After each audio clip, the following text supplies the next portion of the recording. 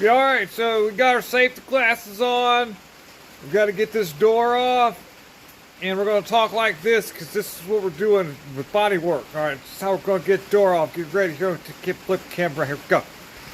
We've got a 2008 Mazda 6 that has suffered some damage to the side of the vehicle due to some kind of accident that occurred. I asked no questions. I just repair the vehicles. But I've got a door that's going to match. We're going to try to make it work here. There's the door. It's a matching use unit with a matching paint code. Looks like this one's got some pinstripe this car doesn't have, but that's okay. No biggie. And it does not open because it's jammed up pretty bad, and the handles aren't going to do anything. So I've already kind of got into it a little bit here. I've cut a little bit, but I'm going to do a little more cutting down there here to get this where I can get to the actuator latchy thingy. So let's get to it, see if we can get this thing going.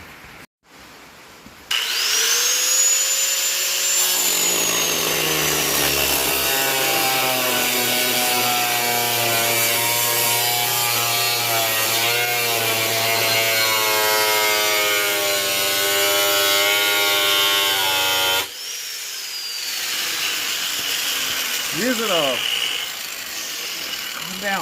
calm down, easy. This is really, if you're new to this kind of stuff, they make these little teeny weeny skinny cutoff discs that do wonderful when it comes to cutting sheet metal really fast versus the real thick, cumbersome one. And so as you can see, we're in that vicinity of that right there. Can I get a little closer? Let's get us a little down. As you know, we don't have a self camera guy going on over here now. This is the actuator for the door locky thing, and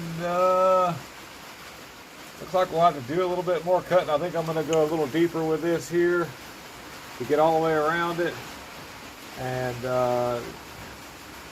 see if I can. I'm going to try to work the levers here. I don't know. I'm going to try that. See what it's going to do. This thing used to pull. Of course, that's not going to work. Okay. Some more cutting is going to be needed to do here, so let me get a little deeper here and get this out of the way, and we'll move on.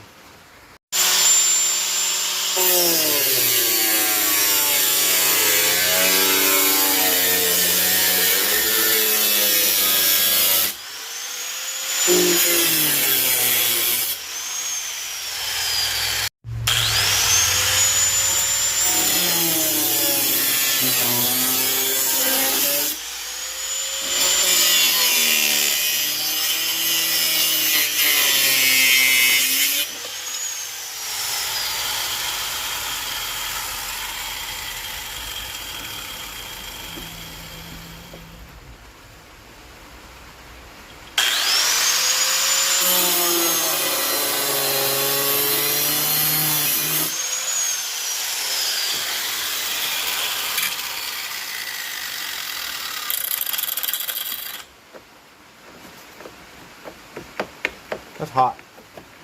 Go on that, okay.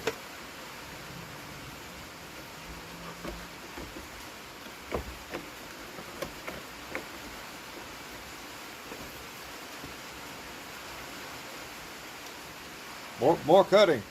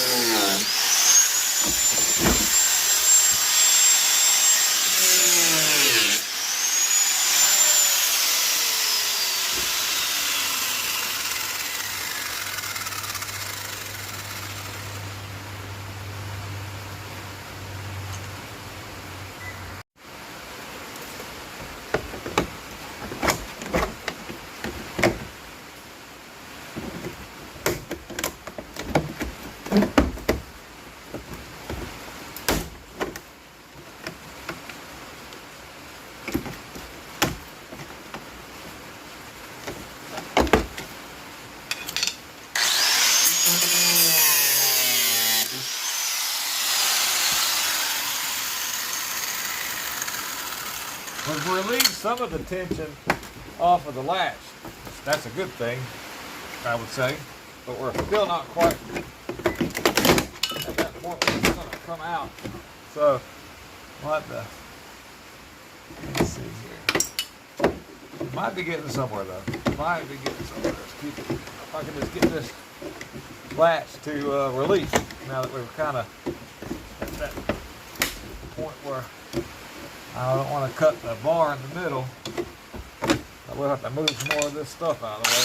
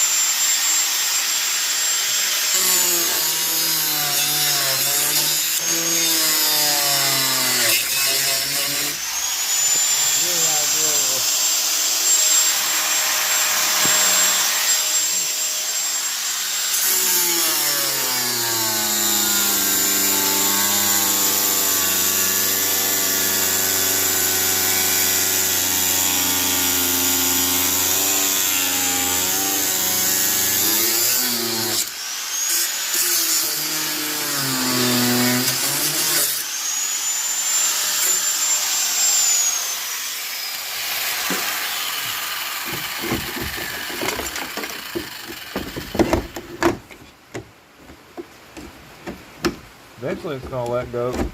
It's not going to be anything holding it on.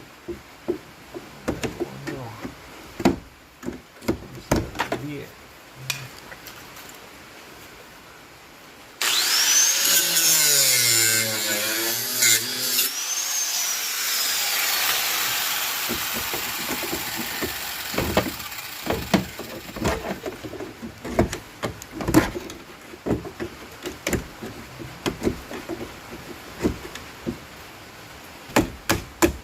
All else fails, just beat it.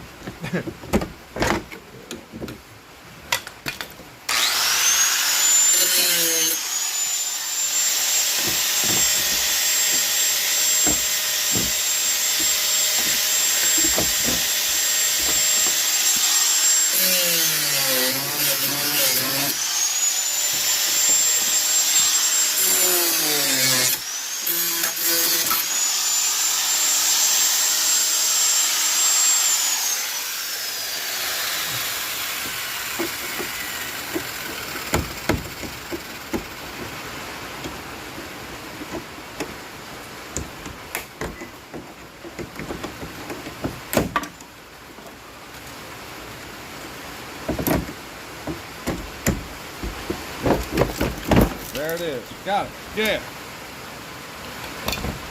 Yes, got it open, guys.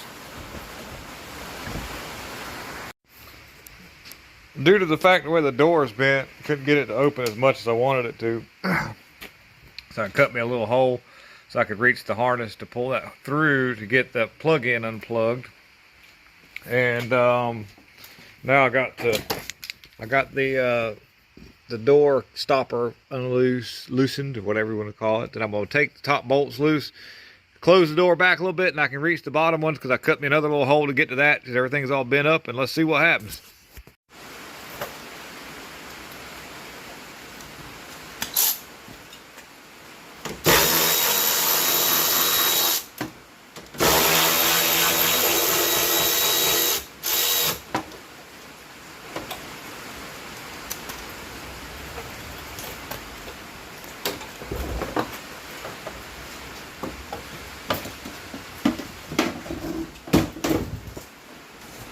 Right.